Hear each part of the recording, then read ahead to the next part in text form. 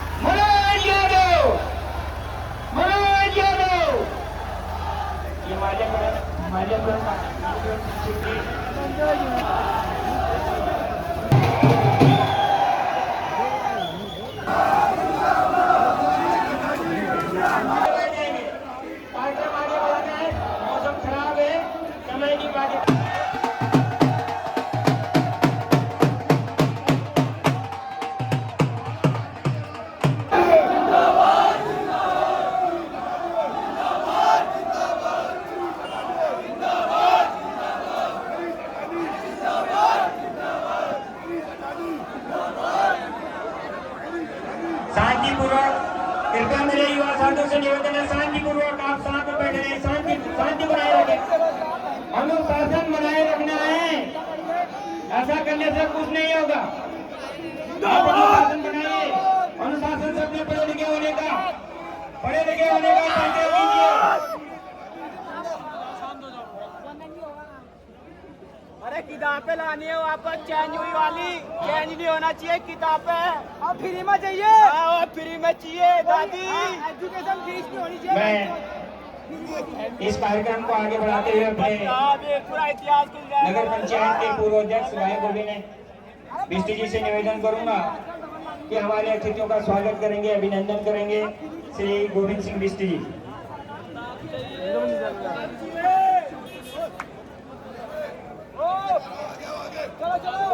आज बच्चे ऑनलाइन पढ़ाई का नाटक देखते हैं, लेकिन नेटवर्क के लिए पेड़ों पर चढ़ना पड़ता है। तो यह कैसा डिजिटल उत्तराखंड है जहां पर पेड़ों पर चढ़ने के बाद ही संचार मिलता है। अगर मैं बात करूं स्वास्थ्य सुविधाओं की, माननीय अध्यक्ष जी, यहाँ स्वास्थ्य सुविधाएं बदहाल स्थिति में है। अस्पताल केवल एक इमारत बन के रह गए हैं। आप अंदर चले जाइए, डॉक्टर साहब नदारद मिलेंगे, अल्ट्रासाउंड की मशीनें धूल भाग रही होंगी, और अगर कोई व्यक्ति गंभीर रूप से बीमार हो जाता है तो यहाँ का स्टाफ इलाज बाद में शुरू करता है, पहले हायर सेंटर रेफर का पर्चा थमा देता है। यहाँ के लोगों को अपने सामान्य से उपचार के लिए भी एक लंबी दूरी तय करनी पड़ती है, और यह स्थिति महिलाओं, बुजुर्गों और दूरस्थ क्षेत्र के लोगों के लिए और भी कष्टदायक हो जाती है। जब एक महिला प्रसव पीड़ा से तड़पती है, तब हमारे कपकोट अस्पताल में एक भी महिला चिकित्सक न होने के कारण उसे आगे रेफर कर दिया जाता है। और जैसा कि आप सभी भली भांति जानते हैं, प्रसव पीड़ा जब होती है तो एक एक मिनट कितना कीमती होता है। ऐसे में जब हमारे पहाड़ों की भौगोलिक परिस्थितियां इतनी विषम है कि कई ऐसे गांव हैं जहां से जिला अस्पताल बागेश्वर पहुंचने में काफी टाइम लग जाता है, बहुत कठिन हो जाता है। तो इस दौरान हमारी वो गर्भवती बहन जिस पीड़ा से गुजरती है, एक महिला होने के नाते उस पीड़ा को मैं और यहाँ पर मौजूद मेरी मातृशक्ति भली भांति महसूस कर सकती है। सरकार स्वास्थ्य सुविधाओं की बड़े बड़े दावे कर रही है, लेकिन जमीन पर स्थिति यह है कि मरीजों को समय पर इलाज नहीं मिल पा रहा है। आज आप देख लीजिए, जिला अस्पताल बागेश्वर में छोटी सी बीमारी का भी वहाँ पर इलाज नहीं मिल पा रहा है। अरे ये दर्द जरा आप उन लोगों से जाकर पूछिए जिन्होंने समय पर इलाज न मिलने के कारण अपने परिजनों को खोया है। आज हमारी बहन बेटियां इलाज के लिए दर दर भटक रही हैं और सरकार आंकड़ों में विकास खोज रही है। अगर मैं बात करती हूँ शिक्षा व्यवस्था की, तो आज सरकार स्मार्ट क्लास की बात करती है, लेकिन हकीकत ये है कि अधिकांश स्कूलों की छतें टपक रही है। स्कूलों में बच्चे कम और खंडहर ज्यादा है। शिक्षकों की भारी कमी है, एक ही शिक्षक 5 कक्षाओं को पढ़ाता है, और अधिकतर सरकारी स्कूल बंद होने के कगार पर है। अगर मैं सड़कों की बात करूं तो ऑल वेदर रोड का ऐसा ढिढोरा पीटा गया कि मानो लगा कि पहाड़ पर स्वर्ग उतर आया हो। लेकिन एक हल्की सी बारिश क्या हो जाए, कपकोट की सारी सड़कें मलबे में तब्दील हो जाती है, जिससे कई गांवों का संपर्क हफ्तों तक कट जाता है। आज भी कपकोट विधानसभा के बहुत से गांव ऐसे हैं जो अभी भी सड़कों से वंचित हैं। तो ऐसे में बीमार लोगों को आज भी डोली का सहारा लेना पड़ रहा है। तो इससे ज्यादा पीड़ादायक बात और क्या हो सकती है हम सबके लिए कि 21वीं सदी में जनता इस दर्द से गुजर रही है और सरकार जश्न मना रही है। आज आप देखें, पेड़ों के अंधाधुंध कटान ने हमारे जल स्रोतों को सुखा दिया है, लोगों के मकानों में दरार ला दिए हैं। आज लोग डर के साए में जी रहे हैं कि न जाने कब किसका घर यहाँ ढह जाए। सरकार हमारे युवाओं को रिटायर करके घर भेज देगी, फिर उसके बाद युवा कहाँ जाएगा?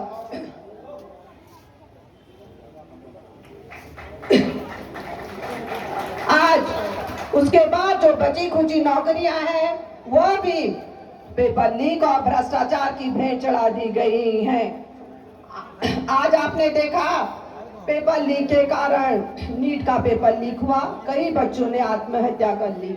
आज हमारे नेता माननीय राहुल गांधी जी ने एक छात्रों की गूंज कार्यक्रम पूरे देश भर में चलाया है। यह सिर्फ एक कार्यक्रम नहीं बल्कि करोड़ों युवाओं के टूटे सपनों की आवाज है। यह इस मंच पर हर छात्र की आवाज सुनी जाएगी, हर छात्र अपनी आवाज को खुल के रख सकेगा। का धन्यवाद बोलेंगे और बैठ जाएंगे, ये तो ये होगा। इसलिए टाइम मैनेजमेंट भी बहुत इंपॉर्टेंट है ताकि सब चीज़ों को ध्यान में रखा जा सके। तो सभी वक्ताओं से निवेदन है कि वो याद, एक तो नाम न ले किसी का, कोई जरूरत नहीं किसी का नाम, सम्मानित मंच बस हो गया, उसमें टाइम बहुत वेस्ट होता है। और दूसरा काम की बात करें, एक वक्ता ने जो बोला उसको दूसरा वक्ता फिर वही बात रिपीट न करे, नई बात बोले। हम यहाँ समझने आ रखे हैं, सुनने आ रखे हैं। जहाँ तक 1 to 1 मिलने की बात है, मैं सभी ब्लॉक अध्यक्षों से मुलाकात करूंगा, आपके सभी न्याय पंचायत अध्यक्षों से मुलाकात करूंगा। और चूंकि फिर देहरादून तक भी पहुंचना है, कल आप सबको अवगत कराते हुए मुझे खुशी हो रही है कि हमारे राष्ट्रीय महासचिव संगठन श्री केसी वेणुगोपाल जी देहरादून आ रहे हैं। तो उन कार्यक्रमों की तैयारी के विषय में भी हमने देहरादून पहुंचना है। तो एक परिवार है हमारा, हम सब एक दूसरे की कमी को पूरा करें, एक दूसरे के तकलीफ को समझें और अपने को भी थोड़ा एडजस्ट करें, ये आग्रह है। धन्यवाद। धन्यवाद देव जी। मैं ऐसे स्थान पर खड़ा हूं जहां पर मुझे यहाँ भी सुननी है तो यहाँ भी सुननी है। आप सब लोगों से मैं माफी चाहता हूं जिसका नाम ले पाया हूं या जिसको यहाँ से नहीं बुला पाया हूं। सब लोगों से क्षमा चाहता हूं। मैं आगे का कार्यक्रम बढ़ाता हूं। अपने इस कपकोट विधानसभा के पूर्व विधायक और पूर्व जिला पंचायत अध्यक्ष भाई अर्जुन भट्ट जी से निवेदन करूंगा कि हमारे जो अतिथि हैं उनको समृद्धि चिन्ह प्रदान कर स्वागत कर देंगे, अभिनंदन कर देंगे।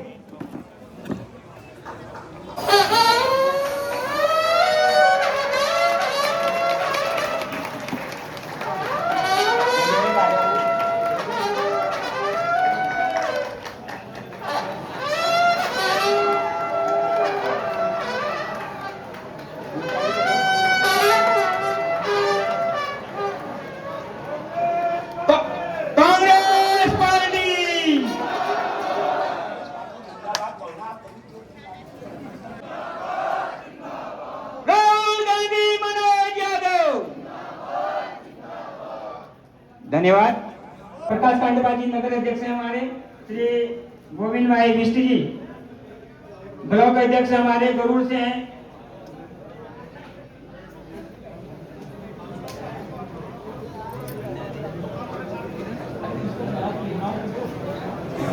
गोविंद सिंह अठानी जी, गोविंद सिंह अठानी जी से मैं निवेदन करूंगा हमारे कांग्रेस पार्टी कांग्रेस पार्टी श्री राहुल गांधी, हमारे राष्ट्रीय अध्यक्ष मल्लिकार्जुन खड़गे जी, हमारे प्रदेश अध्यक्ष गणेश गोदिया जी और हमारे नेता हरीश रावत। आज के इस कार्यक्रम के परिवर्तन सम्मेलन के हमारे मुख्य अतिथि, आज मैं चाहूंगा थोड़ा खामोश हो जाए। हम सब की आशाओं के केंद्र 2027 में इस प्रदेश में बदलाव हो, उस बदलाव के नायक हमारे प्रदेश कांग्रेस कमेटी के अध्यक्ष आदरणीय गणेश गोदिया जी, हमारे राष्ट्रीय सचिव और सह प्रभारी आदरणीय मनोज यादव जी, हमारे पूर्व विधायक ललित परसवार जी, जिला पंचायत के पूर्व अध्यक्ष अठानी जी, हमारे बागेश्वर के साथी बहुत कुछ ही मतों से हम रह गए उस लड़ाई को जीतते हुए बसंत जी, मंच पर बैठे सम्मानित सभी साथीगण, पंचायत सदस्यगण, बीडीसी के सदस्यगण और सबके नाम गणेश गोदिया जी जिन के साथ मैं अपने आप को संबोधित कर देता हूँ। मैं 2-3 बातें आपसे कहूंगा। राज्य की राजनीति के बारे में कांग्रेस कैसे इस मुकाम को आगे बढ़ाएगी, आदरणीय अध्यक्ष आपको आगे बढ़ाएंगे, अपनी बात कहेंगे। थोड़ा शांत हो जाए।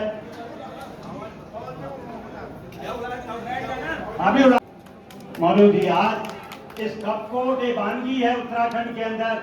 अगर हमको हमारी सरकार आएगी, हम आपसे चाहेंगे कि यहाँ के प्राकृतिक संसाधनों को हमको बचाने, जो लड़ाई राहुल जी लड़ रहे हैं, आदिवासियों की जो लड़ाई लड़ रहे हैं अपनी संपत्ति को बचाने की, अगर इस कपकोट में जाए कोड़ की तरह यहाँ की धरती को लूट लिया गया, खड़िया है, नदियां हैं, सब लूटी जा रही है।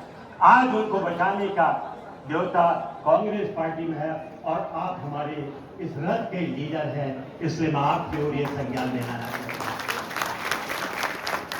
आज हम सबको आवश्यकता है हम एक होकर के चले। हमारे नेता मल्लिकार्जुन खड़गे जी, राहुल गांधी इतिहास के उसी कोने में है जैसे हम 1969 में थे, जब कांग्रेस टूटी थी। यहाँ के पूंजीपतियों ने, भ्रष्ट पूंजीपतियों ने, सत्ता में बैठे हुए बड़े बड़े ठेकेदारों ने, सत्ता के चौकड़ी में बैठे हुए इंदिरा जी और कांग्रेस को कमजोर करने की कोशिश की थी। तब एक तरफ कांग्रेस के रहनुमा थे स्वर्गीय प्रधानमंत्री जगजीवन राम जी और इंदिरा जी देश की कमान संभाल रही थी। इंदिरा जी और वही आज राहुल गांधी जी के नेतृत्व में मल्लिकार्जुन खड़गे जी इस भारत को बचाने की लड़ाई लड़ रहे हैं। ये कैसा संगठन है? आज मैं जो राम के नाम पर सत्ता आते थे उनका एक वाक्य देख रहा था कि संघ चरित्र निर्माण की संस्था है। ये कैसा चरित्र बना रहे हैं कि भगवान राम के मंदिर को ही लूट लिया। चंपत राय कौन है? गोविंद राय कौन है? अनिल मिश्र कौन है? यही आरएसएस की फैक्ट्री से निकले हुए इनके नमूने हैं। अगर ये नमूने हैं तो देश कहां जाएगा, सोच लीजिएगा।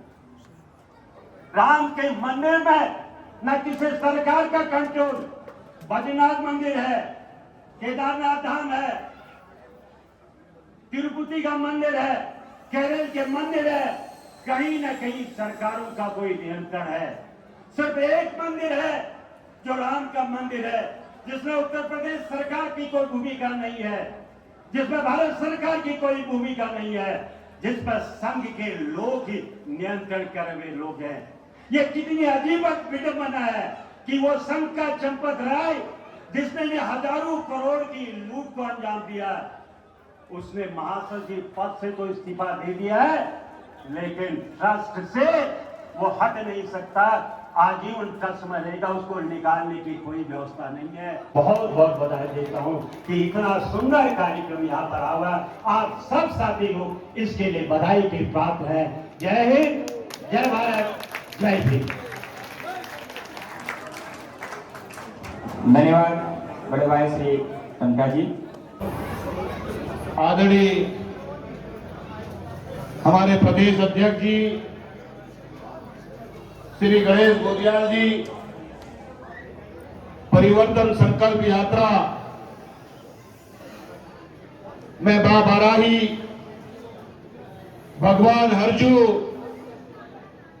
भगवान कासिल बुबू, पतित पावनी मां सरयू के आज संगम पर तट पर आज मैं तमाम कांग्रेस के ज्येष्ठ एवं श्रेष्ठ कार्यकर्ताओं की ओर से प्रदेश के यशस्वी प्रदेश अध्यक्ष आदरणीय भाई गणेश गोदियाल जी का स्वागत एवं अभिनंदन करता हूं।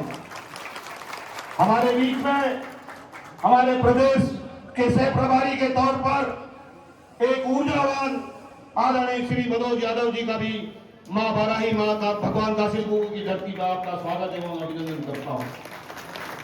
इस कार्यक्रम में जिनका संबोधन आपने सुना, ऐसे आदरणीय प्रदीप टंटा जी जो हमारे अभिभावक के तौर पर हम सब का मार्गदर्शन करते रहे, उनका भी स्वागत एवं अभिनंदन करता हूं। हमारे बीच में हमारे वरिष्ठ नेता चंपावत से पूर्व विधायक आदरणीय बड़े भाई हिमेश करकवाल जी का आज बहुत बहुत स्वागत, बहुत बहुत अभिनंदन करता हूं। अभी हम सब के बीच में हमारे नेता के तौर पर, भारत जोड़ो यात्री के तौर पर, आदर्श युवा विधायक के तौर पर हमारे सम्मानित आदरणीय बड़े भाई ललित पासवान जी का भी यहाँ पर स्वागत एवं अभिनंदन करता हूं। हमारे बीच में बागेश्वर के प्रत्याशी रहे परम आदरणीय बड़े भाई बसंत कुमार जी और प्रत्याशी रहे आदरणीय हमारे बालकृष्ण जी, आपका भी स्वागत एवं अभिनंदन करता हूं। हमारे बीच में महेंद्र पाल जी बैठे हैं, आपका भी स्वागत अभिनंदन करता हूं। साथियों, इस कार्यक्रम में जिनकी देखरेख में ये कार्यक्रम रात दिन इसको सफल कार्यक्रम बनाने के लिए जिन तमाम साथियों ने अपना योगदान दिया, उनमें हमारे जिला अध्यक्ष आदरणीय बड़े भाई अर्जुन भट्ट जी के नेतृत्व में, यहाँ के सम्मानित ब्लॉक अध्यक्षों के नेतृत्व में, यहाँ के न्याय पंचायत के अध्यक्षों के नेतृत्व में, यहाँ के नगर पंचायत के पूर्व अध्यक्ष के नेतृत्व में, यहाँ के तमाम साथियों के नेतृत्व में आप सबका बहुत बहुत धन्यवाद, बहुत बहुत आभार करता हूं कि आपने इस कार्यक्रम को सफल बनाने में दिन रात की मेहनत करी है। मैं पूर्व के वक्ताओं से अपने आप को शपथ करते हुए हमारे खजान गुड्डू जी गंगोली हाट के हमारे प्रत्याशी रहे, आपका भी स्वागत एवं अभिनंदन यहाँ पर को करता हूँ।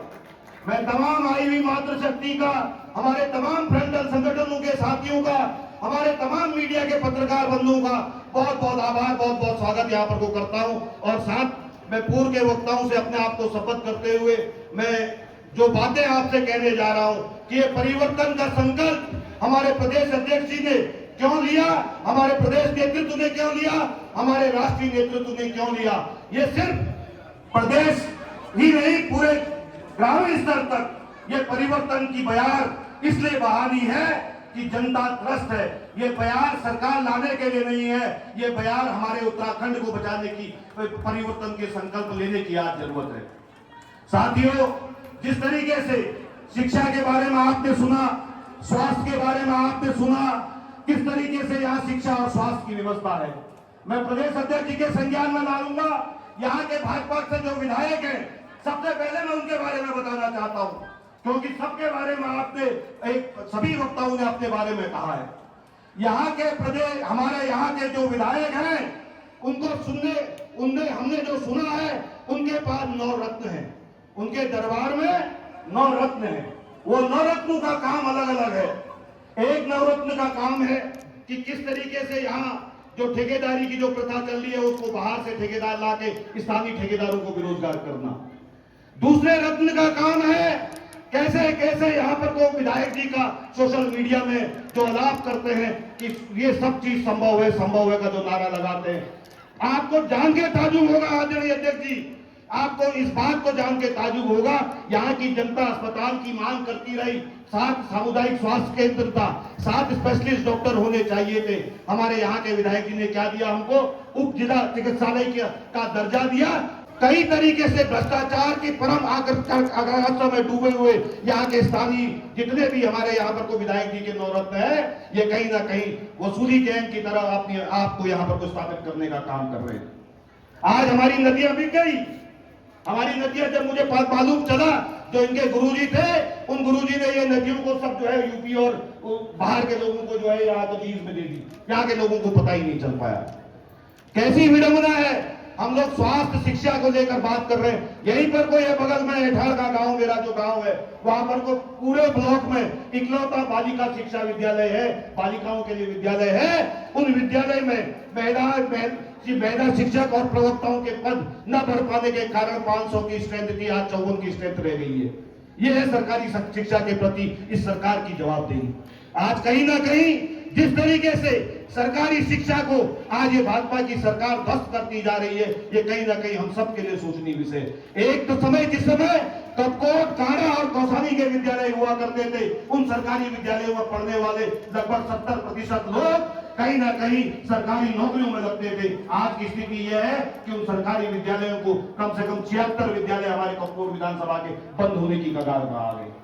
सिंचाई की व्यवस्था, आज नहरों में बगल में गांव ऐठान और कपकोट का जिनका सेरा हम लोग मिसाल के तौर पर देते थे, आज उन नहरों में पानी पहुंचाने में ये सरकार असफल है। ये कहीं ना कहीं यहाँ के काश्तकारों का और यहाँ के उद्यानी बागवानी करने वाले लोगों के लिए कहीं ना कहीं एक बड़ी समस्या के तौर पर यहाँ पर है। हम सबको आश्वासन देना चाहते हैं, जंगली जानवरों से लेकर और बढ़ते हुए बिजली के बिल जो यहाँ की प्रमुख समस्याएं हैं, लगातार हम विद्युत विभाग के कार्यालयों में जा जाके थक चुके हैं। कहीं ना कहीं लोगों ने अडानी के स्मार्ट मीटर लगाने के लिए यहाँ का विद्युत विभाग सरकार के इशारे पे कहीं ना कहीं उन मीटरों के लिए लोगों को 8-8 हजार 10-10 हजार 1-1 लाख तक का गरीब लोगों का बिल देने का काम किया। वो चक्कर काटते रह रहे हैं, कभी कपूर के कभी बागेश्वर के।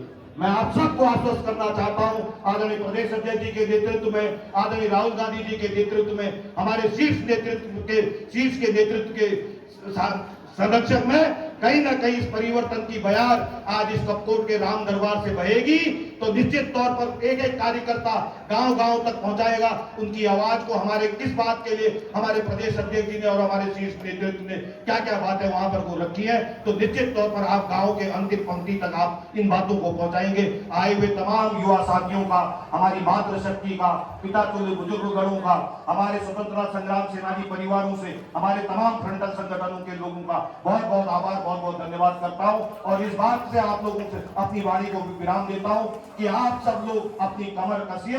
निश्चित तौर पर हमारे प्रदेश अध्यक्ष जी के नेतृत्व में, आदरणीय राहुल गांधी जी के नेतृत्व में आप सबके साथ साथ पूरे प्रदेश की अस्मिता को बचाने का काम हम सब लोग कांग्रेसियों को आज करना है। धन्यवाद। परिवर्तन संकल्प सम्मेलन में हम सब के बीच में आज इसे माँ बाराही काचिल बुबू, भगवान शिखर मूल नारायण और माँ भगवती हम सब की आराध्य देवी के इस पवित्र सरयू के इस पावन धरा पर हम सब के बीच में परिवर्तन संकल्प सम्मेलन के आज के मुख्य अतिथि के तौर पर हम सब की आवाज उत्तराखंड के युवाओं के प्रेरणा स्रोत के तौर पर हम सब के आदरणीय प्रदेश कांग्रेस कमेटी के बहुत ही सम्मानित अध्यक्ष बड़े भाई आदरणीय श्री गणेश घोटियाल जी, बहुत कुछ सीखने के लिए मिलता था। और जो आज ये जो हमारे इस उत्तराखंड के और बागेश्वर के माझी जो चंद सिंह साई जी के नाम से जो ये श्रमदान में सड़क बनी है, आज उसको देखते हैं, ये कांग्रेस की देन है।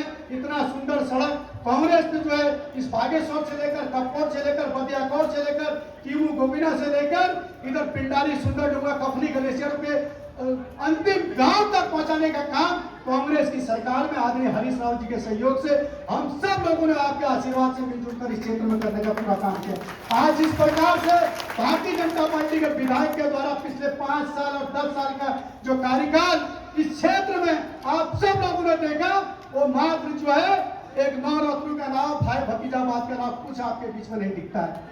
मात्र कागजी खाना पूर्ति के अलावा यहाँ पर हमारे कार्यकर्ताओं को और कुछ नहीं मिला है तो हमारे जो कब्जे काबिज जो पिछले 40-50 सालों से अपनी जमीन पे कब्जे काबिज थे, उनको पटवारियों के माध्यम से, उनको पुलिस के माध्यम से प्रताड़ित करने का काम किया गया है और उनका चालान सार्वजनिक भूख आदि अधिनियम के तहत उनके पट्टों का, उनके घरों का चालान करके अधिकरणों में उनको जो है कानून के सिंगेजे में रखने का काम इस भारतीय जनता पार्टी की पूरी बहन की सरकार ने कर रखा है। हम सौभाग्यशाली हैं, यहाँ पर भगत सिंह कोश्यारी जी का घर है और हमको सौभाग्य मिला कांग्रेस की सरकार में। आज हर गांव में जितने भी इंटर कॉलेज है वो आपके आशीर्वाद से, आपके स्नेह प्यार से, गांव-गांव में कांग्रेस के आशीर्वाद से हम सब लोगों ने खोलने का काम करा। आज जो मॉडल का स्कूल कपकोट के अंतर्गत आप सब लोगों को दिख रहा, जिसमें हमारा केडी शर्मा लगातार पूरे प्रदेश में प्राथमिक विद्यालय बंद होने की कगार पर है, वो मॉडल स्कूल यही कांग्रेस की देन थी। आज 400 से 500 बच्चे उस प्राथमिक विद्यालय में पढ़ रहे हैं और जिनकी आजीविका का कोई ऐसा साधन नहीं था, जिनके परिवार के लोगों को यह पता नहीं रहता था कि मेरा बच्चा कल के दिन भारत की सैन्य सेवाओं में जाकर कभी लेफ्टिनेंट बनेगा, कभी आईएएस बनेगा, कभी पीसीएस बनेगा। उस प्राथमिक विद्यालय से जो कांग्रेस की सोच थी, उस प्राथमिक विद्यालय से इस कपकोट का रहन सहन और एक कपकोट का आर्थिक स्तर आज दिन दोगुनी रात चौगुनी तरक्की के साथ आगे बढ़ने का प्रयास कर रहा है। ये कपकोट के लिए एक सुनहरा अवसर जिस प्रकार से आज हम सब लोगों के बीच में मिला है, उसको हम लोग चार चांद लगाने का प्रयास कर रहे थे। आदरणीय हेमेश भाई थे और मैं चाहता था कि उस समय हम इस क्षेत्र को पिछड़ा क्षेत्र घोषित करते और एक बहुत बड़ी मांग पूरे क्षेत्र की लोगों की लगातार हमारे मुख्यमंत्री जी से भी थी और हमारा सपना था कि हम अपने लोगों के हाथ में शराब की बोतल न देकर रोजगार के अवसर को सृजित करने का प्रयास करेंगे। यहाँ के हर लोगों को अगर पिछड़ा क्षेत्र घोषित करके रोजगार की मुख्य धारा से जोड़ने का प्रयास करेंगे तो निश्चित तौर पर ये कपकोट आने वाले समय में हम सब लोगों के लिए एक मील का पत्थर साबित होगा। लेकिन वही ढाक के 3 बार मात्र खनन से लेकर शराब से लेकर दूसरे बियर बारू से लेकर इस सरकार की इस कपकोट के अंदर कोई बहुत बड़ी उपलब्धि नहीं है। और इस विधायक के द्वारा जिस प्रकार से इस कपकोट में छलने का काम करा, हम तो चाहते हैं कि जितने यहाँ पर हमारे कार्यकर्ता हैं, आज हम सब लोगों ने एक संकल्प लेना, ये भीड़ कांग्रेस की भीड़ है।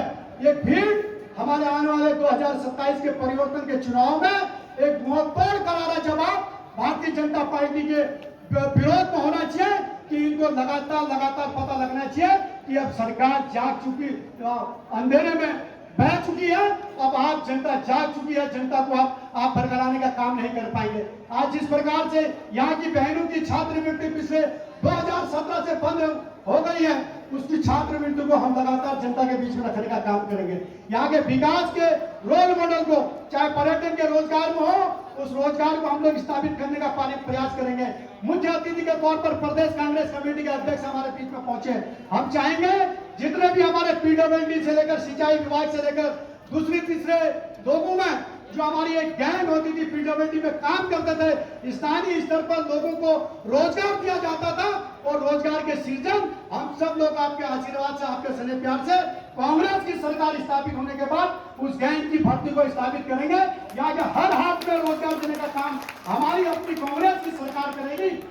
सम्मानित मंच और मेरे प्यारे भाई बहनों, मैं मौसम की इस विपरीत परिस्थिति में भी धूप में बैठे हुए कांग्रेस के तमाम कार्यकर्ताओं को, आपके धैर्य को और कांग्रेस के प्रति आपके समर्पण को नमन करता हूं, प्रणाम करता हूं।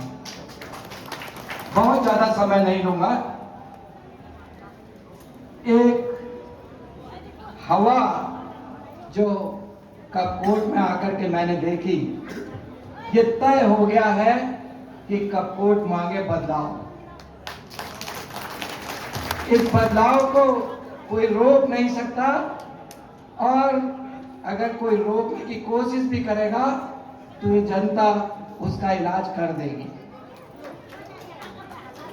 कपकोट की ये धरती किस तरह से हरीश रावत जी ने जब इसको खुशहाल बनाने के लिए हल चलाने का काम किया, तो जो बैल के जुआ होता है उसमें एक कंधे में ललित पासवान को लगाया तो एक तरफ से हरीश राठौड़ के कंधे में रखा जुआ कि दोनों चले और ये खेल, ये इलाका खुशहाल हो। आज मुझे ये कहने में कोई गुरेज नहीं है कि जो काम हमारे विधायक ने इस क्षेत्र में किए, इससे एक कार्यकाल की आप भाजपा के सारे कार्यकालों को मिलाकर के तुलना कर लीजिए, उसके पासिंग बराबर भी ये कहीं नहीं बैठेंगे। एक विकास की इबारत लिखने का काम किया, जिन जगह लोग कल्पना नहीं कर सकते थे उन जगह सड़कें पहुंचाने का काम किया। मैं देखता था कब भी अगर हमारी विकास की कोई बात होती थी, हम सीनियर एमएलए कहीं बैठे होते थे, कुछ लिख रहे होते थे और ललित वहां पहुंच गया और देखता था ये काहे की बात कर रहे हैं। हमारे जाने से पहले लेटर पैड फाड़ा, 4 आकर लिखे और मुख्यमंत्री से आदेश करा लाता था। हम सोचते रह जाते थे। एक ऐसा व्यक्ति जो रात और दिन जनता के लिए चिंतित रहता था, ऐसा व्यक्ति जब चुनाव हारता है तो कहीं ना कहीं हम विकास के राही मुझ जैसे व्यक्ति को पीड़ा होती है। ललित पासवान चुनाव हार सकता है, मगर विकास की जो इबारत इसने लिखी है वो कहीं नहीं हार सकती। वो पूरे इलाके में नंगी आंखों से हार दिखाई दे रही है। भाजपा की सरकार में नौजवान आज खुद को ठगा हुआ महसूस कर रहे हैं। कांग्रेस के समय में आपको याद होगा रोजगार कार्यालय होता था, एम्प्लॉयमेंट एक्सचेंज। जो बेरोजगार होते थे वो जा करके उसमें अपना रजिस्ट्रेशन कराते थे। धन्यवाद। आप सबको धैर्य की परीक्षा देनी है आज।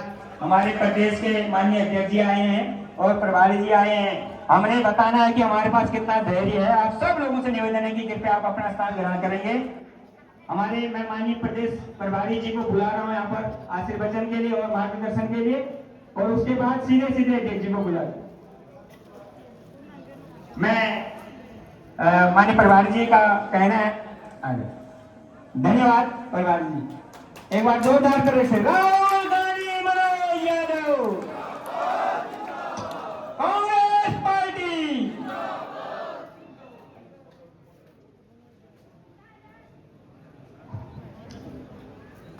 बहुत बहुत धन्यवाद संचालक महोदय जी। मेरे साथ इस प्रदेश के मुखिया, प्रदेश कांग्रेस कमेटी के अध्यक्ष, बड़े ही ओजस्वी, ईमानदार, समर्पित, जो अपने आप को अध्यक्ष कम और कार्यकर्ता ज़्यादा मानते हैं, आदरणीय गणेश गोदियाल जी। मेरे साथ पूर्व विधायक हिमेश खरगवाल जी,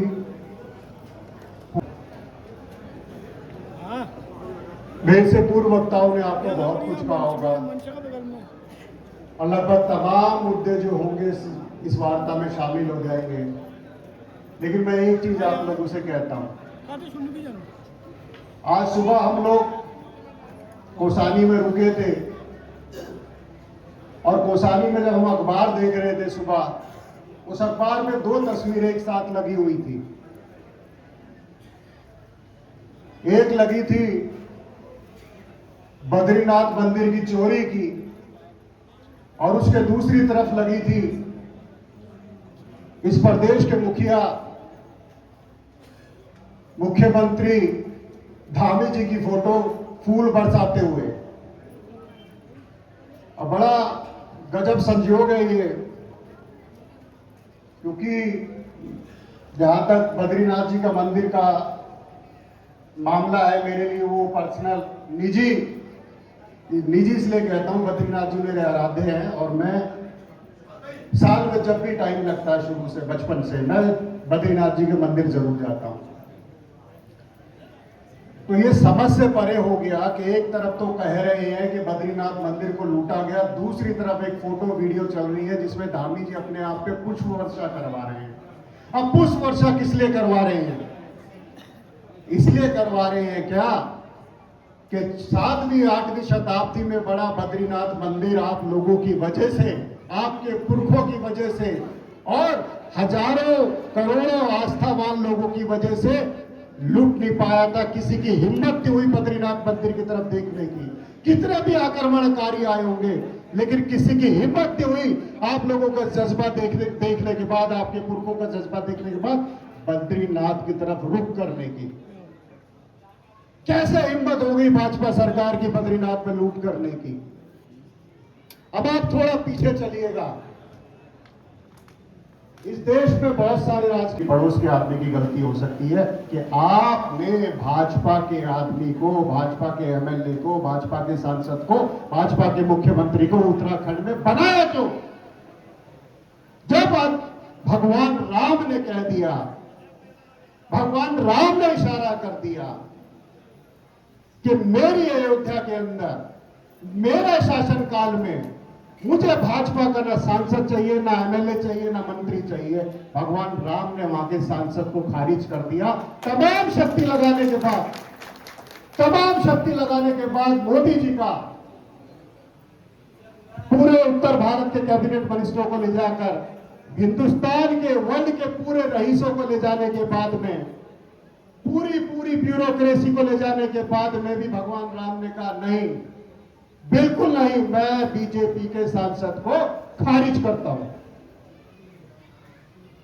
अब सवाल ये उठता है, राम मंदिर पे बहुत बातें होती हैं। मैंने अपने पिछले वक्ता में भी कहा, अपने भाषण में भी कहा था आप लोगों से, हमें कहा जाता है, अभी 3 महीने पहले मोदी जी बड़ा सा डमरू लेके आए थे सोमनाथ के मंदिर के बाहर और बजाते हुए महामानव बाहर निकले थे और कह रहे थे कि हमें नहीं भूलना चाहिए 1000 साल पहले जो लूट हुई है। अगर 1000 साल पहले की लूट हमें याद होनी चाहिए तो क्या आज की लूट हमें याद नहीं होनी चाहिए जो राम मंदिर में हुई? और कैसे आप उससे बचे रह जाओगे, चाहे वो धामी जी हो बद्रीनाथ के लिए, चाहे मोदी जी हो राम मंदिर के लिए। अकेले आप खड़े थे शिलान्यास करवाने के लिए। आपने हमारे साधु संतों को, हमारे महात्माओं को, हमारे ज्योतिषाचार्यों को, हमारे पीठाधीशों को, हमारे शंकराचार्यों को, सबको मना कर दिया था और उंगली पकड़ के मोदी जी चल रहे थे और नारा लगवा रहे थे, जो राम को लाए हैं हम उनको लाएंगे। अब सवाल ये उठता है, जिसने राम के घर में डाका डाला उसका क्या किया जाए? भैया देखो, हम चुप रहे, हमारे घर में डाका डाला, हमारे घर में एक एक आदमी जो बैठा उसके घर में डाका डाला, हम लोग चुप रहे। अब पूछोगे डाका कैसे डाला? डाका डाला तो 8 नवंबर 2016 को 8 बजे मोदी जी आए और कह दिया कि 500 के 1000 के नोट बंद है और खींच लाए आपके घर से आपका पैसा, जो आपके खून पसीने की कमाई था। महिलाओं ने बुरे वक्त के लिए जो जोड़े थे 500-1000 के नोट खींच के ले आए, डाका डाल के ले आए और कह दिया लाके कि हमने काला धन ले आए। गरीब की छप्पर से, आम आदमी के मकान से, मजदूर के घर से, किसान से वो डाका डाला और लाके कह दिया काला धन आ गया। मैं आपसे एक चीज कह रहा हूं, आप खुद ही थोड़ा सा अंदाजा लगा लीजिएगा कि राम मंदिर की लूट कहां से स्टार्ट हुई, कहां से शुरुआत हुई। जब राम जन्मभूमि के न्यास बनाया गया, प्रधानमंत्री नरेंद्र मोदी प्रधानमंत्री कार्यालय ने न्यास को बनाया और अपने आदमी, अपने चहेते ऑफिसर उसमें डाले। राम मंदिर के लिए जब जगह खरीदी गई, 2 करोड़ की जगह खरीदी गई और बड़ी गजब की चीज हुई। आज तक इतिहास में इतनी बड़ी गजब की चीज नहीं हुई कि जो 2 करोड़ की जमीन खरीदी गई थी, लगभग 10 मिनट के अंदर वो जमीन 18 करोड़ की हो गई और राम मंदिर ट्रस्ट ने उसको खरीद लिया। किसान से खरीदी किसी ने 2 करोड़ की और 10 मिनट बाद ट्रांसफर हो गई 18 करोड़ की। तो गजब की चीज हुई आपके यहाँ, बहुत मतलब आप समझ सकते हैं पूरे इतिहास में, मानव इतिहास में 10 मिनट के अंदर आपने इतना बड़ा फायदा देखा होगा। आपकी आंखों के सामने हुआ ये सब कुछ। और जब भी आपने सवाल किया, अरे जब भी सवाल किया आपने, तो आपसे कह दिया नारा लगाओ जय श्री राम। और उत्तराखंड के एक सांसद को मैं सुन रहा था पिछले संसद के उसमें, अब वो कह रहा था, देखिए आस्था और बगला भक्ति में क्या फर्क होता है। वो संसद में खड़ा होकर कहता है, ऑन रिकॉर्ड है ये बातें, उत्तराखंड का सांसद संसद में खड़ा होकर कहता है, अगर बच्चे को दूध ना मिले तो जय श्री राम बोलो, रोटी ना मिले जय श्री राम बोलो, बूढ़े के पेट में दर्द हो गया जय श्री राम बोलो, सड़क मांगोगे तो जय श्री राम बोलो। और अभी बैठे हुए मेरे एक साथी ने कहा, इठानी जी ने कहा, हमने स्कूल मांगा, सर पटक लिया, हमें स्कूल नहीं मिला। आपकी सबसे बड़ी गलती थी, आप ऐसी सरकार के पास स्कूल मांगने आए। आप चले जाइए, अगली 5 वर्ष में भी आपको स्कूल मिल जाए। और मैं गारंटी दे रहा हूं, लिखवा लीजिए, अभी लिख के दे रहा हूं, अभी चले जाइए 5 मिनट में ठेका मांग लीजिए, आपके गांव में 2 ठेके लगेंगे, किसी के साथ फ्री में मिलेगा। तो सवाल ये है, कब तक खिलवाड़ होगा? दोषी तो हम भी हैं इसमें, कब तक खिलवाड़ होगा? एक मोटे अनुमान के हिसाब से भैया, एक मोटे अनुमान के हिसाब से लगा लेना अंदाजा, क्योंकि अब बहुत पानी सर से ऊपर आ गया है। मोटे अनुमान के हिसाब से राम मंदिर में एक पेटी में चढ़ावा आता है 5 लाख रुपए। ऐसी 40 पेटी रखी है तो अंदाजा लगाइए कितने करोड़ हुआ और रोज कितने करोड़ चोरी हुआ। तो एक अनुमान है लगभग डेली का 5 लाख से ऊपर चोरी हुआ। और जो पैसा बड़ी श्रद्धा के साथ आपने 50 रुपए, 100 रुपए, 500 रुपए 10 बार माथे को लगाए होंगे, अपने बच्चों के माथे पे लगा के घर से ले गए होंगे, भगवान से कामना की होगी, ये मैं तुच्छ भेंट अपनी तरफ से आपके में समर्पित कर रहा हूं। और जाते हुए भी माथे से लगाया होगा, दान पेटी में डाला होगा, शीश झुकाया होगा, वापस घर आ गए होंगे। लेकिन वो इतनी आस्थाओं को पार करने के बाद भी जब वो पैसा मिला, तो वो पैसा मिला गोबर के ढेर में, शौचालयों के अंदर, और फिर एक SIT नाम की एक कमेटी बना दी गई और कहा गया जांच होगी। जांच के बाद में ड्राइवर को, खलासी को, चौकीदार को, चपरासी को उसमें मुलजिम बनाया गया और खाना पूर्ति कर दी गई। देखिए, अयोध्या की दो तरह से सुरक्षा करी जाती है।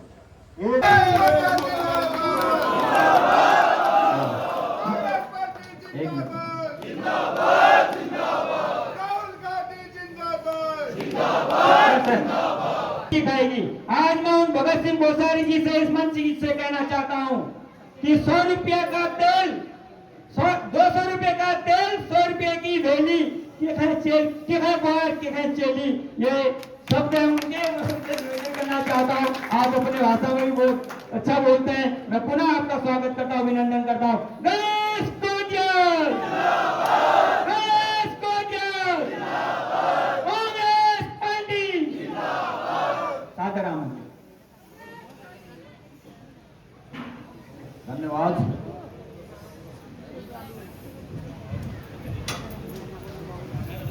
₹200 तेल, 100 रुपया भेली, के खाल चेल, के खाल बॉय, के खाल चेली। ये नहीं बात आपने बताई संचालक महोदय, आपका बहुत बहुत धन्यवाद। उत्तराखंड के हालात ही ऐसे हैं, प्रदेश के हालात ऐसे ही हैं। ये उस समय नहीं फिट हो रहा था, पर आज जरूर फिट हो रहा है। आज परिवर्तन संकल्प यात्रा के इस पड़ाव में, जो कि हमारे पहले चरण का इस 3 जिलों में ये आखिरी आज की सभा है। इसके बाद अब हमारे मैदानी जिलों में, जिसमें कि उधम सिंह नगर, हरिद्वार और देहरादून जिला शामिल है, 15 तारीख के आसपास इसको हम पुनः शुरू करेंगे। लेकिन इस दौर की आज की इस आखिरी बैठक में, जिसमें कि इतनी बड़ी संख्या में कपकोट विधानसभा के हमारे सम्मानित भाई, हमारी सम्मानित बहनें, हमारे सम्मानित युवा, भविष्य की आशा, आज के बच्चे, कल के नागरिक और उपस्थित समस्त नेतागण यहाँ जुटे। मैं आपके इस आयोजन से निश्चित ही स्फूर्ति और प्रेरणा ग्रहण कर रहा हूँ और उम्मीद करता हूँ कि इस कपकोट की धरती में ये जो बदलाव मुझे निश्चित रूप में दिख रहा है, ये बदलाव फैलकर, ये रोशनी फैलकर पूरे उत्तराखंड को एक रास्ता दिखाएगी और पूरे उत्तराखंड में बदलाव का रूप लेगा। मंचासीन हमारे AICC सेक्रेटरी और उत्तराखंड सह प्रभारी भाई मनोज यादव जी, सम्मानित हमारे जिले के कांग्रेस कमेटी के अध्यक्ष भाई अर्जुन भट्ट जी, सम्मानित मंचासीन, हम उनको अपनी उम्मीद कह सकते हैं, क्योंकि राष्ट्रीय मीडिया और पारंपरिक मीडिया जिस प्रकार से सरकार के हाथों की कठपुतली बन गया है, तो हमें सिर्फ और सिर्फ सोशल मीडिया और तटस्थ मीडिया, जो अपने आप इस चौथे स्तंभ को भार संभाले हुए है, हमसे उन्हीं से उम्मीद है। तो ऐसे हमारे सभी सम्मानित साथी और कपकोट के तमाम कांग्रेस के सभी संगठनों के सम्मानित अध्यक्षगण, सभी पदाधिकारीगण, सभी ग्राम सभाओं के सम्मानित प्रधानगण, क्षेत्र पंचायत के सदस्यगण, पूर्व प्रधानगण, पूर्व क्षेत्र पंचायत सदस्यगण, पूर्व जिला पंचायत के सदस्यगण और गणमान्य साथी और उपस्थित सभी हमारे भाइयों और बहनों, मैं सबसे पहले आप लोगों के प्रति कृतज्ञता व्यक्त करता हूं, आभार व्यक्त करता हूं और आदर व्यक्त करता हूं, धन्यवाद व्यक्त करता हूं कि आप लोगों ने इतनी भरी गर्मी में भी, ये सरयू की घाटी है, गर्म इलाका है, लेकिन इतनी गर्मी में भी इतनी बड़ी संख्या में आकर उपस्थिति दी। तो आपका ये कष्ट ऐसे ही जाया नहीं होगा, ये कष्ट हमें स्फूर्ति प्रदान करता है, ये आपका कष्ट, उठाया हुआ कष्ट हमें प्रेरणा प्रदान करता है। और हमारी आदत है, कांग्रेस पार्टी की आदत है, ये हमारे गुणों में निहित है कि यदि पार्टी के हित में, प्रदेश के हित में आपका कहीं पसीना गिरा है, तो आवश्यकता पड़ने पर हम अपना खून भी बहाने के लिए तैयार रहेंगे, ये मैं आपसे वादा करता हूं। मेरे प्यारे साथियों, सभी वक्ताओं ने सभी बातें कह दी हैं। मैं इस प्रांगण में जब आया तो मुझे बताया गया कि यहाँ पर प्रभु श्री रामचंद्र जी का मंदिर है। और ये कैसा संयोग है कि अयोध्या में भी जो राम मंदिर है वो सरयू निर्मल तीर, और यहाँ पर भी ये जो राम मंदिर है ये भी सरयू निर्मल तीर पर ये राम मंदिर है। तो ऐसी पावन भूमि को मैं नमन करता हूँ। मैं कासिल बुबू जो कि यहाँ के आराध्य देवता हैं, माँ बाराही जो कि हमारी आराध्य देवी माँ है, और साथ साथ में यहाँ पर भगवान शिखर नारायण, इन सब को नमन करते हुए, यहाँ के जनमानस को नमन करते हुए मैं अपनी बात शुरू करूंगा। जगह जगह से आए हुए मेरे साथी जो कि सरयू घाटी, पिंदर घाटी, दुगनाखुरी घाटी, कांडा कमस्यार क्षेत्र और कनलगढ़ घाटी, लाहौर घाटी, दानपुर, नागुरी, कांडा, कमलस्यार, जगह जगह से जहां से भी हमारे सभी इतने बड़ी संख्या में साथी आए हैं, मैं उन सबको बहुत बहुत उनके प्रति आभार व्यक्त करता हूं, उन्हें धन्यवाद देता हूं। साथियों, मैं सभी वक्ताओं ने अपनी अपनी बात कह दी और मैं इस रूप में अपनी बात कहना चाहता हूं कि आप सबके सहयोग से, आप सबके आशीर्वाद से मैं इस प्रदेश में बदलाव की अपील लेकर, बदलाव का निवेदन लेकर, राजनीतिक बदलाव का निवेदन लेकर आपके चरणों में निवेदन करने आया हूं। और ये बदलाव सिर्फ इसलिए नहीं कि एक राजनीतिक पार्टी से सत्ता लेकर दूसरी राजनीतिक पार्टी को सत्ता में बिठाना कोई मकसद है। मैंने एक जगह भाषण में कहा था कि न अहम कामये राज्यम, न तो अहम कामये राज्यम, न स्वर्ग न पुनर्भवम, कामये दुख तप्ता नाम प्राणी नाम आर्तनाशनम। एक जगह मैंने कहा था, उसका अर्थ आज यहां भी चरितार्थ करने की आवश्यकता है। और वो ये है कि सिर्फ हमारा मकसद ये नहीं है कि एक राजनीतिक पार्टी से सत्ता लेकर कोई दूसरी राजनीतिक पार्टी सत्ता पर काबिज हो जाए, लेकिन वास्तविक रूप में प्रभु श्री राम की सौगंध खाकर इस बात को मन की अंतरतम गहराइयों से निकाल कर आपके चरणों में रखना चाहता हूं कि ये बदलाव सिर्फ इसलिए चाहिए कि इस प्रदेश में जो विपरीत परंपराएं, जो गलत परंपराएं, जो अधोगति को ले जाने वाली परंपराएं पड़ गई हैं सत्ता के द्वारा, हमें इन परंपराओं को बदलाव करना होगा, इन परंपराओं को उखाड़ना होगा। और अगर ये परंपराएं नहीं उखड़ पाई तो निश्चित रूप में ये जो नौनिहाल, इस नौनिहालों के लिए हमारे उम्र के लोगों ने और मेरी से बड़ी उम्र के लोगों ने जो ये नारे लगाए थे कि कोदा झंगोरा खाएंगे, उत्तराखंड बनाएंगे, वो मकसद पूरा नहीं होगा। वो मकसद तब पूरा होगा, हमने नारे इसलिए लगाए थे कोदा झंगोरा खाएंगे, उत्तराखंड बनाएंगे, इसके पीछे मकसद ये था कि हम कष्ट झेलेंगे लेकिन इन आगे आने वाली पीढ़ियों के लिए हम आसान रास्ते बनाएंगे। मैं पूछना चाहता हूं आज कपकोट के इस पवित्र सरयू तीर से कि क्या वो आसान रास्ते बन गए? कहां गए वो आसान रास्ते जिनके लिए हमारे समकक्ष उम्र के लोगों ने और हमसे बुजुर्ग लोगों ने कस्में खाई थी? बतेरे हमसे बुजुर्ग लोग उन सपनों को अपने साथ लेकर इस दुनिया से विदा हो गए, लेकिन वो सपने आज तक साकार नहीं हुए। और मैं क्यों कह रहा हूं कि वो सपने साकार नहीं हुए? मैं इसलिए कह रहा हूं कि वो सपने साकार नहीं हुए कि कल भी मैंने कहा था और आज भी कहा था, इस प्रदेश में मुख्यमंत्री जी अगर दावा करते हैं कि उनके कार्यकाल में 25,000 नौकरियां लगी, तो मैं दावे के साथ कह सकता हूं कि उस 25,000 में अधिकांश नौकरियां इस सरकार ने बेचने का काम किया, 20-20 लाख रुपए में बेचने का काम किया। एक भी भर्ती परीक्षा जो पकड़े गए, पकड़ने के बाद चोरी का माल बरामद करने में लगे, पकड़े गए तो तब भर्ती परीक्षा स्थगित की गई, लेकिन जो पकड़े नहीं गए वो आज भी 20-20 लाख रुपए नौकरी लगने के लिए 20-20 लाख रुपए नौकरी देने वाले लोग वो आज भी नौकरी कर रहे हैं। तो सवाल यह है कि ये जो बच्चे आज बेहतर भविष्य के सपने देखकर नारे लगा रहे हैं, इनके पास 20-20 लाख रुपए न कभी होगा और न क्या कभी वो नौकरी लगेंगे।